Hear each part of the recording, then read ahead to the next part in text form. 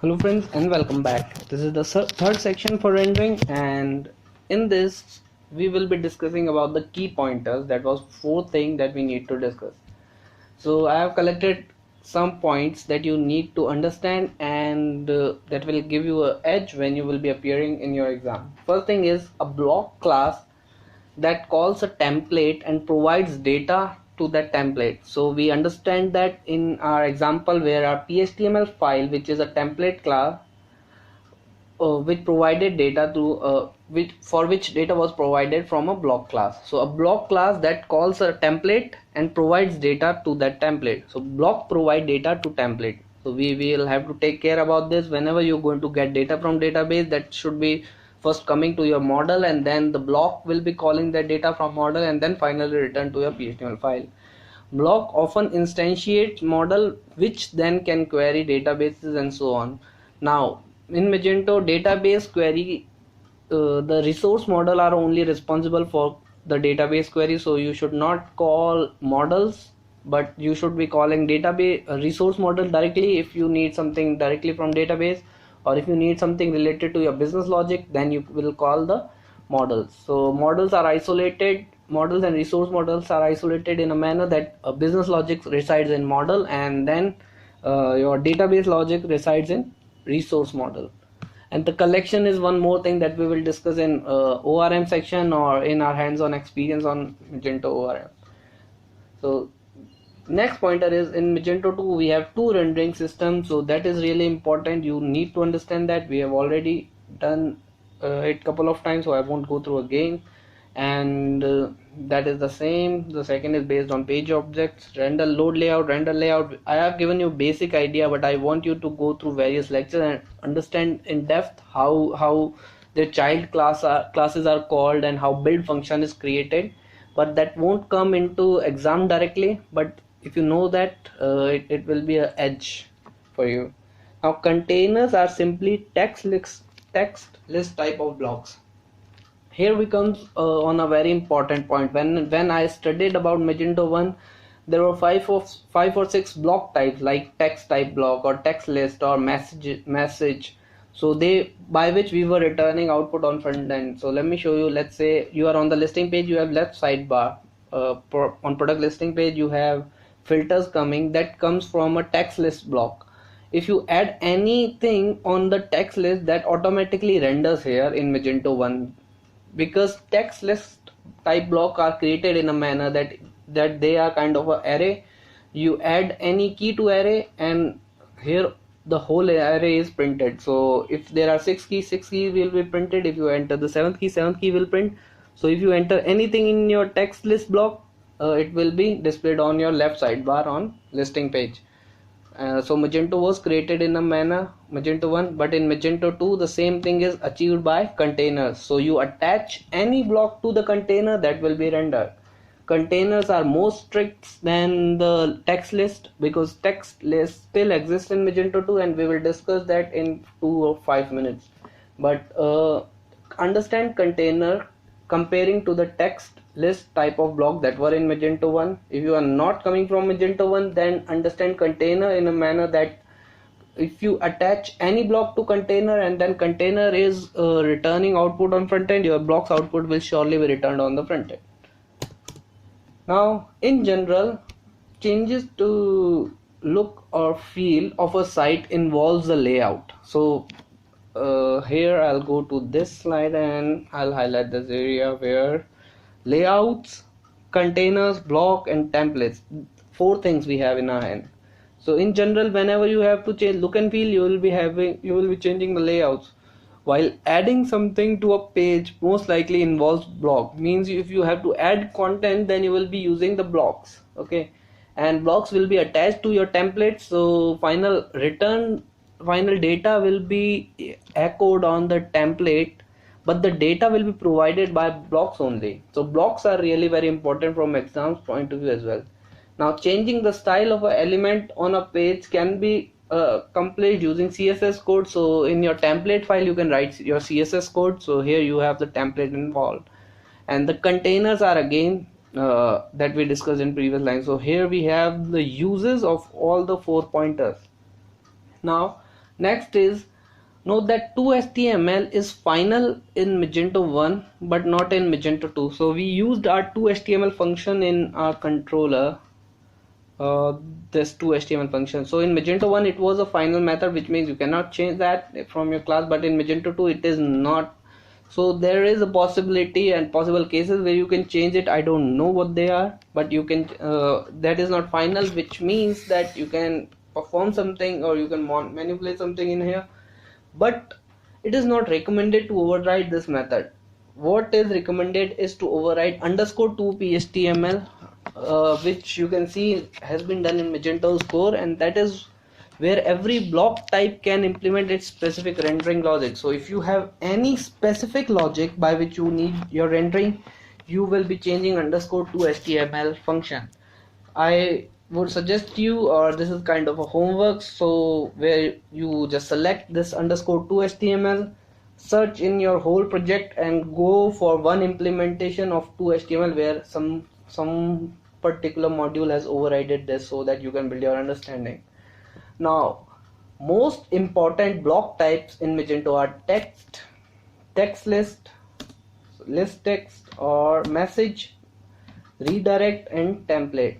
So template we already used. Our block class was extending the template, and as I showed you that any block type will be finally extending the abstract block only, so you can create your custom block types as well.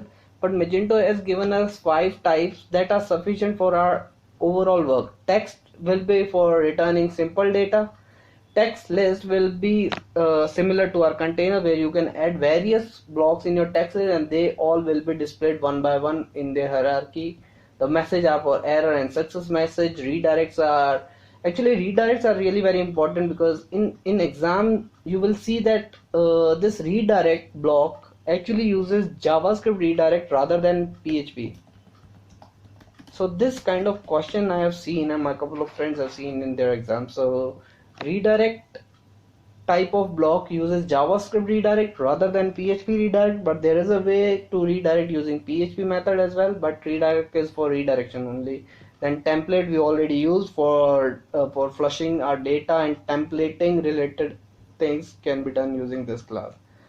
So these are the key pointers.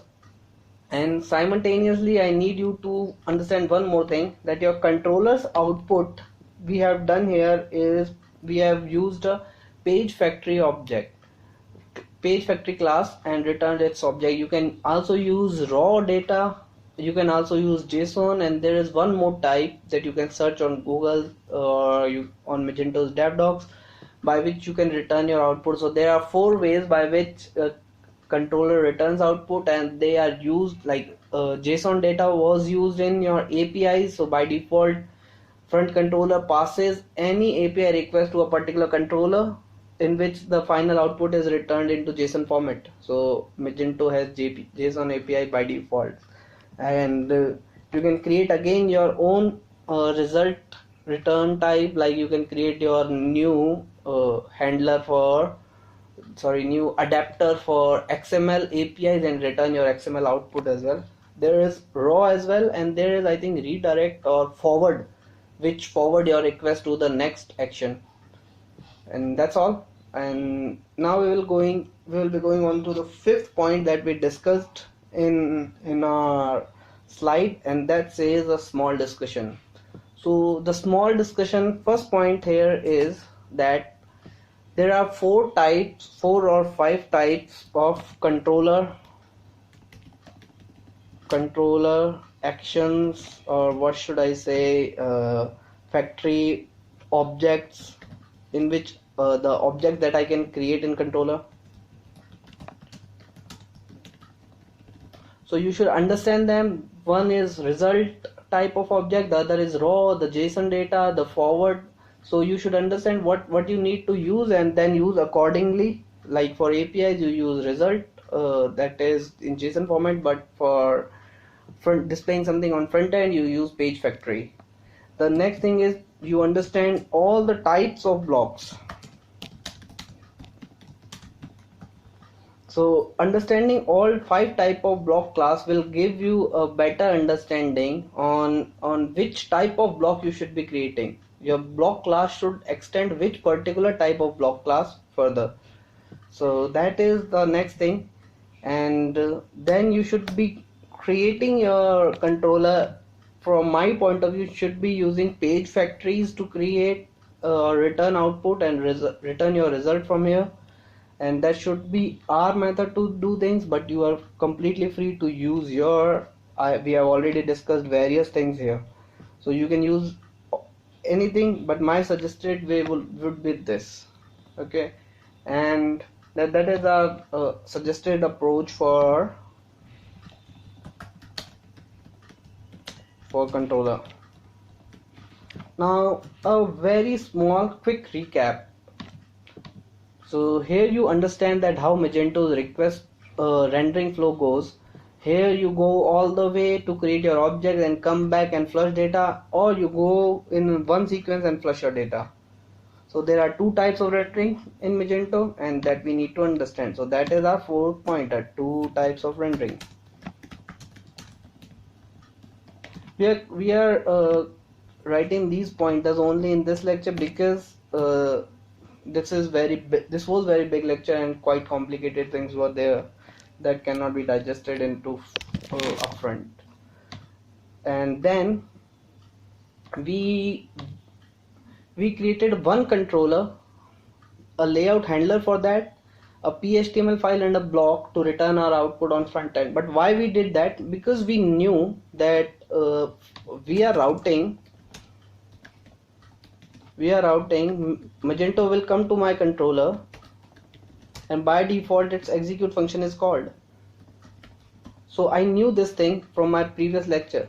From execute function, as I returned my page factory, so I expected that layouts will be loaded, and from Magento 1 and Magento 2 comparison, I knew that whatever handlers were in Magento 1 in my config file, now they have a dedicated file for that. So I got to know that I had to create one file named as little index for my layout to be loaded.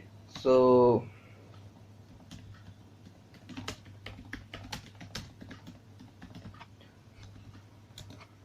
that's why we created our layout handler file. But as we studied that from layout handlers, we can link our containers to block and blocks to PHTML. So I had this opportunity to connect my blocks and my PH template. I knew that I will need to flush data, so I connected my template. I created a template file named as index.phtml so that I can echo, and as I connected my block so that I can get some data from database or something, so I created a block. So that's why we followed this process in which our overall rendering is done. So essentially what you first understand is you understand this flow, and then you understand how rendering is done. But if you knew how Magento is going to render your output, then you can easily understand what steps you need to perform. So that was all for Magento's rendering. You know your steps to returning your output. I'll flush this. I will actually push this code in some description or software where you can use them directly and whenever needed in your projects. And feel free to ask me any questions or suggest me if anything I speak that is wrong or out of context, or you think should be told in some other manner. And if you don't understood anything in this lecture, I would suggest you to go 2 or 3 times, because before coming to this lecture and creating this, I have done practice for a week, or I have done offline classes, so that I knew what kind of problems a student face, and tried to incorporate everything, try to give you some understanding from a very odd point of view, but that's how I think you can understand the most. Well, that was all for this lecture. Thank you very much for bearing this lecture. Bye, see you soon in next lecture.